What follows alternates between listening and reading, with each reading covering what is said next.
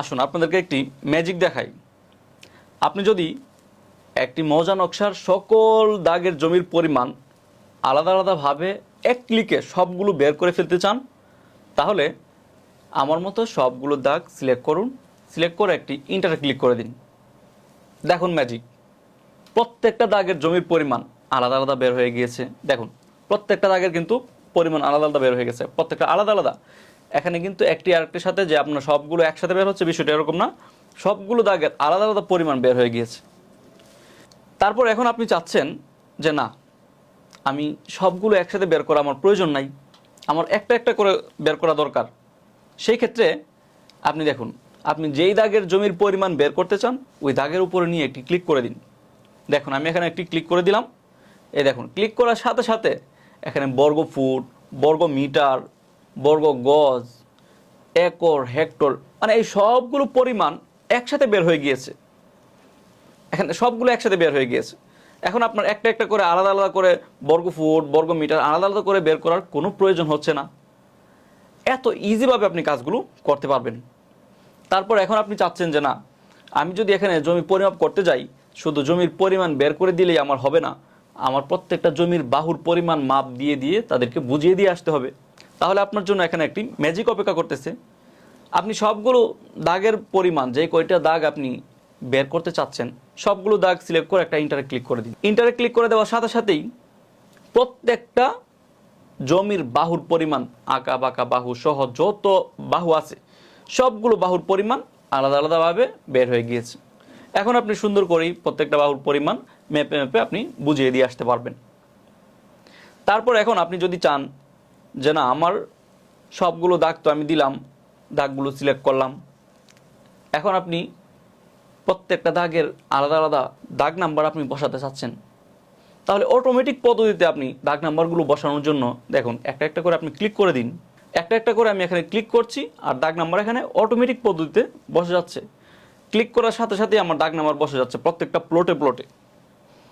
এখন আপনি চাচ্ছেন যে না, আমার এখানে প্রত্যেকটা দাগ, আমি দাগ নাম্বার দেওয়ার আগে আমার প্রত্যেকটা দাগের লাইন টানতে হবে, মৌজা নকশাটাকে আমার ডিজিটাইজ করতে হবে।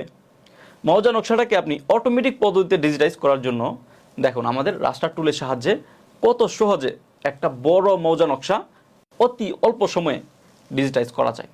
দেখুন আপনারা শুধু একটু দেখুন আমি কাজগুলো করি। দেখুন কত অল্প সময়ের মধ্যে আমার পুরো মৌজা নকশা পুরোটা ড্রয়িং করা হয়ে গিয়েছে।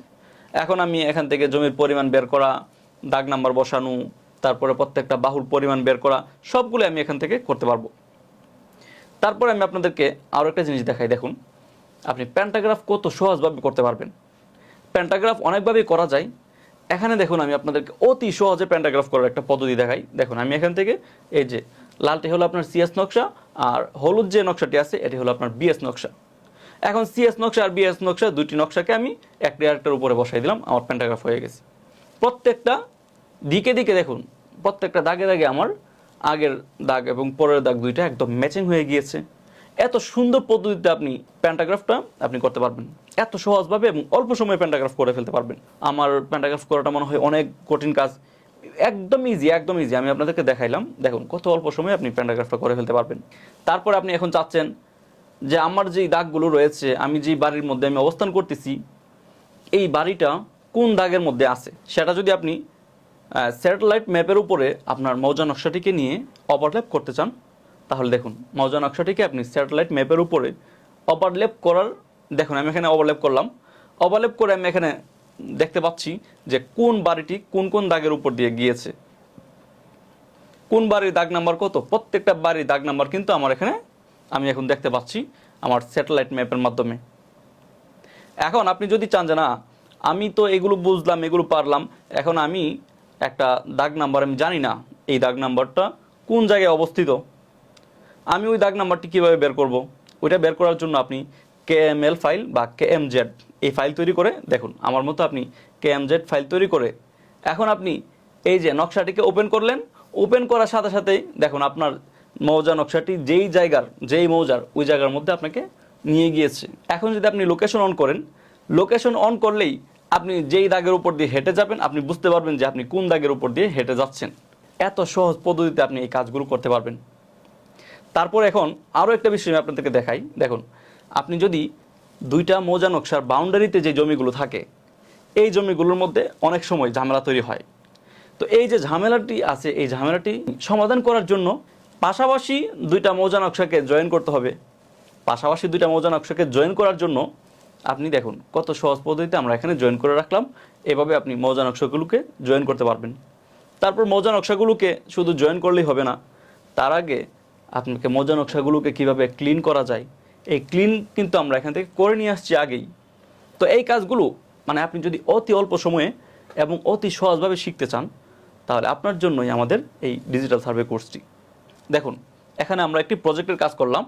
এই প্রজেক্টের কাজের মধ্যে আমরা এখানে দেখুন প্রত্যেকটা রাস্তা, প্রত্যেকটা মানে প্লটের রাস্তা বের করে এখানে সুন্দর করে একটি প্রজেক্ট আমরা এখানে তৈরি করে ফেললাম। পাশে হলো হাইওয়ে রোড, হাইওয়ে রোডের পাশেই আমরা প্রজেক্টটি তৈরি করলাম এবং প্রত্যেকটা প্লটে যাওয়ার জন্য প্রত্যেকটা প্লটে যাওয়ার রাস্তা সহকারে আমরা প্রজেক্টটি তৈরি করেছি। দেখুন, এখানে কালারিং করে আরও সুন্দর করে আরও মানে অনেকগুলো কাজ এখানে আছে। এত সুন্দরভাবে আপনি কাজগুলো করতে পারবেন খুব সহজভাবেই।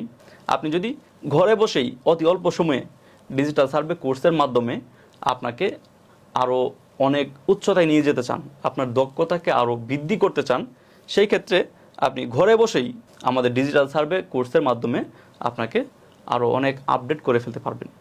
তো এজন্য আর দেরি না করে এখনই জয়েন হয়ে যান আমাদের ডিজিটাল সার্ভে কোর্সে।